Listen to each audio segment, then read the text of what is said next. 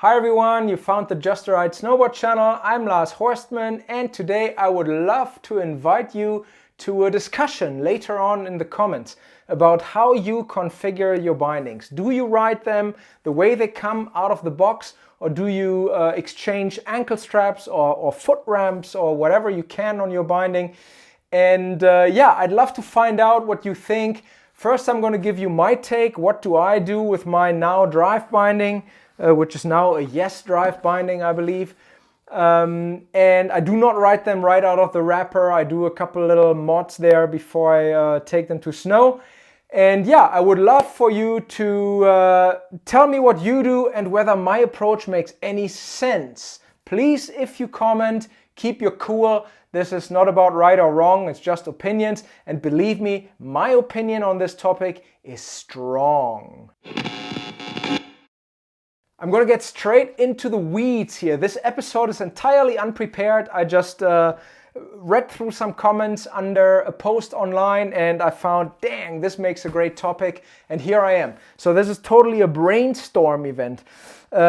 Here is my boot in my binding the way I ride it. Here is my boot in my binding the way I don't ride it. What did I change? I exchanged the toe straps. This is the original now toe cap. And it does a pretty good job wrapping around the toe of the boot. You can see here how the rubber, it's kind of like a rubber mesh. It kind of expands in every direction and really hugs the boot pretty nicely.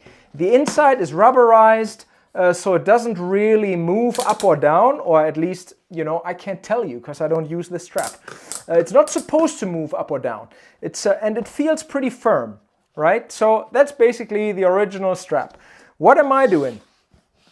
I'm going old school. I started snowboarding in 1993 and all this fancy stuff wasn't available. And honestly, I don't like it. Let's take a look why. Here's what I do. Burton deliver this thing. It's called the OTT strap, over the top or over the toe. Yeah, it stands for exactly its function. It simply goes straight over your toes, like you can see here, right? So what's the difference here?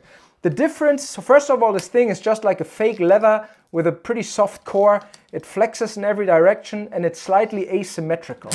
So when I tighten this, you can see how it kind of goes. You know, there's a little bit of a curve in this thing, and it sits perfectly flush on top of my boot. This is a size 10 Ride Insano, which is basically more, if you compare to a Burton boot, a size 10 and a half, in a medium now binding. This is roughly, you could go half a size bigger for a boot in this binding, and that's about the end. So that gives you an idea of where this strap is sitting with my boot size. So if you had a smaller foot, with this kind of strap setup, your toe would obviously be a little bit further back, and technically that would give this strap, the way I run it, an even better placement. But why am I doing this? It's pretty obvious. So when this happened back in the day, and I believe it was Burton who came out with that on the cartel binding, this must be 2000, something like that. Suddenly there were cap straps and everybody was stoked. It looked so sick and it wraps around your boot. And the idea was, for some reason, it pushes your boot back. It helps you like get into the binding, far into the back of the heel cup. And I think that's absolute nonsense. Look at this. Look at the angles that are pulling down on this boot.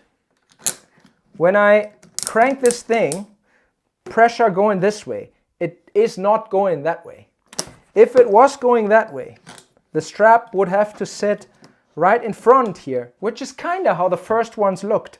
And if it was sitting here, I would add like close to a size worth of a boot to the length of my boot. That would be ridiculous. We're snowboarding, we're not skiing. Boot size matters. We don't want extra toe drag for no reason. So if it was sitting here, that would just be total nonsense. But if it's sitting here and the company is arguing it pushes your foot back, it's just not true. Like there's no more efficient angle on this entire setup than this one right here to push your heel into the heel cup. I think that's dead obvious. I'm getting heated here. I'm gonna take this opportunity here to catch my breath and say thank you. I'd like to thank all the people that have contributed on buymeacoffee.com with a little tip.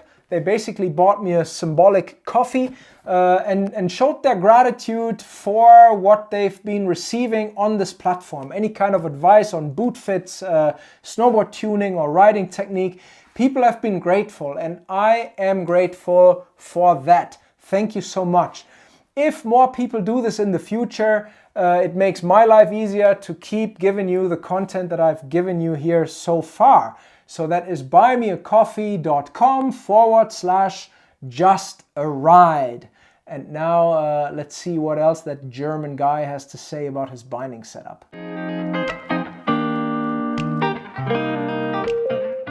I constantly see people strap into their binding, closing the toe strap first.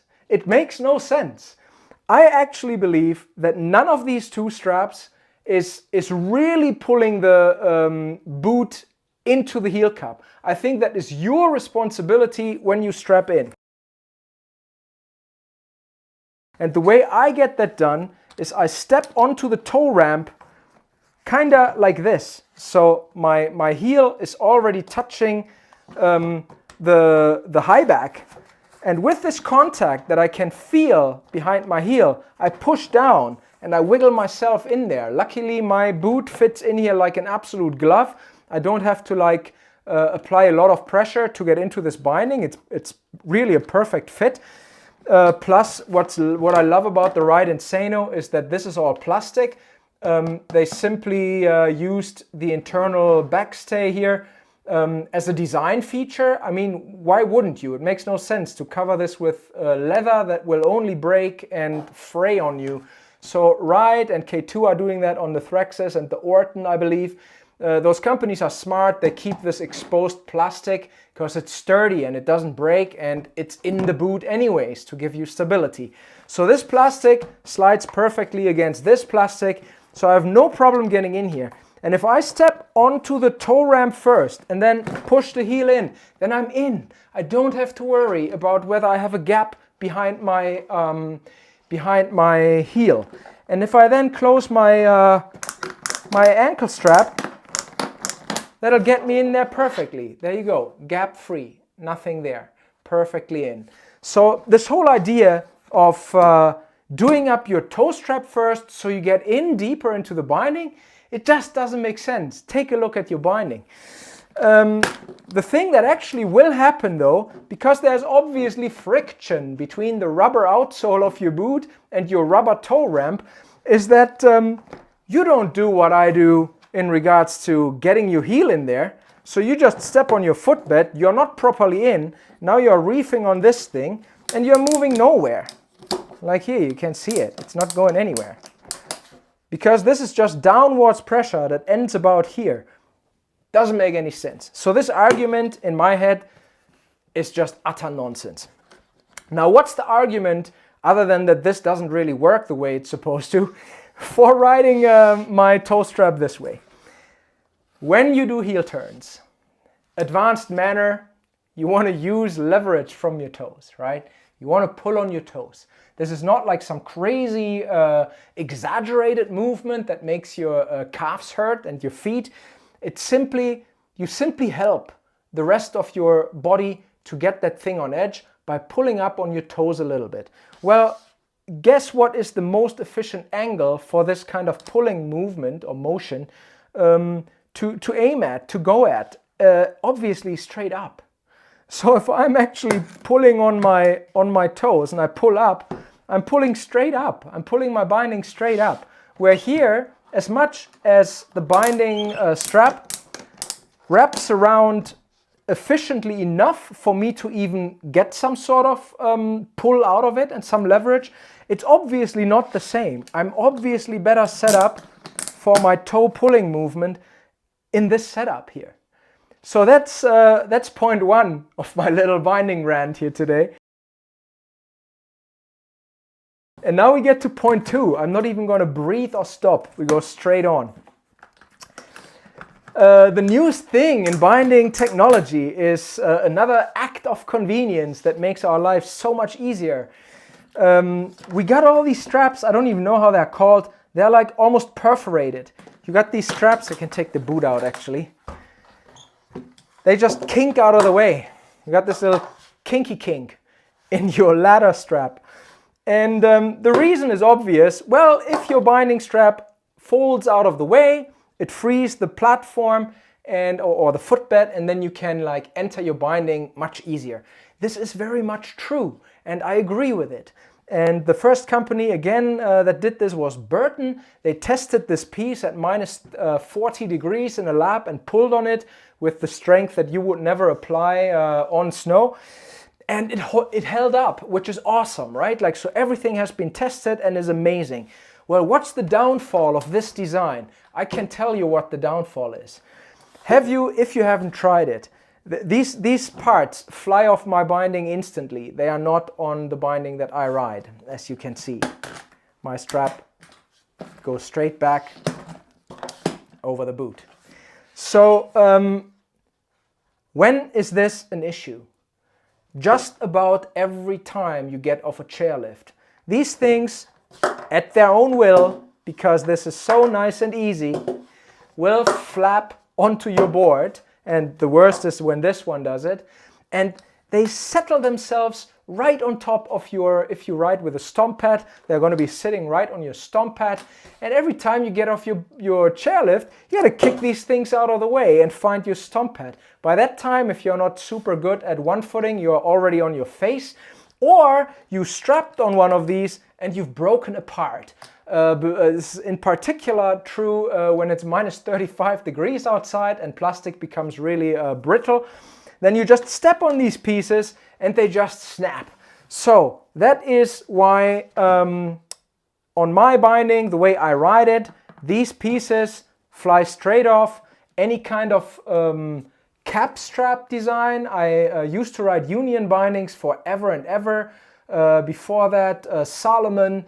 I haven't ridden Burton really in a long time, but like any cap strap design that I've ever tried flew off my binding within a few days. It's like they actually created a new problem. Well, how well does this actually wrap around your boot? Well, good luck with an old school 32 boot where the toe box is basically square. And then every boot manufacturer does it differently, and no binding manufacturer has the money to do research to the level where they buy, 60 pairs of boots to find the strap design that fits all the boots. So they've become much better over the years, but you've heard this about just about every toe cap strap out there. You will read, oh, it comes off my boot, it doesn't it kind of slides, oh, it doesn't wrap around, oh, I have a gap, oh, it's too bulky. So really the industry, by telling you they found a solution for a problem that didn't exist, which is getting your foot into the binding deeply, they actually created a new problem that they've been trying to solve for the last 20 years. Like in case of now, I think this is it might be the fourth cap strap design. Union has probably been to 8 over the years now. So it doesn't stop, right? And every time they come out with a new toe cap, you go, oh, I need the new Falcor or whatever it is, because you're like, sick, finally they fixed the toe cap issue. Well, you know what? You could have fixed this toe cap issue for 20 bucks 15 years ago with the Burton OTT. Anyways, this is just my opinion, and as I told you before, the opinion is strong. What's the other thing about this? This is a bit of a Lars issue. Well, if you carve hard, have this issue too, but I'm pretty particular with this stuff. Just take a look at the difference, how much this actually really well-fitting cap strap is adding to the length of my setup. When you put these two together like so, and you take a look what's going on down here, then you will see that the lower edge of this toe cap sticks out probably a solid 5 millimeters. That's a half a boot size. I'm like, you know, I'm like in agony because I forced myself into half a size too small of a boot. Not quite, but you know, I ride my boot tight to avoid this toe drag. And here I am buying my new binding with my fancy toe cap, and I'm adding 5 millimeters. It doesn't make sense. So one thing I'm already prepared for to be reading in the comments is that somebody's gonna say, well, the old school over-the-top toe strap, it always squished down on my boot so hard, or it broke my boot, or it hurt my toes, or whatever. If that is the case, then that'll bring me to rant number 2. That is terrible boot design. I'm not gonna rant on boots today. But one more reason why I'm picking a Ride Insano, and I'm not paid by Ride, not even $1 to say this, is the toe box. It's almost plasticky. I cannot, like, the rand here is so stiff and solid, I can't really push it down. So when I do up that toe strap, I don't feel that strap at all. It simply secures my boot with downwards pressure, but I don't notice that inside of the boot with my toes. So yeah, if you're in a boot where that's the case and they collapse under a strap, sorry, Company X, terrible boot design. That was my little binding setup rant for today. That's all I have to say. And I'm really looking forward to the comment section. You fire off there. Please, it's all just opinions. We're all just having fun here. And don't forget that, be respectful. Thank you kindly for watching. Take care, everyone. I'll see you on the hill. Snow is flying here in Fernie as we speak. I'm pretty stoked. Bye-bye.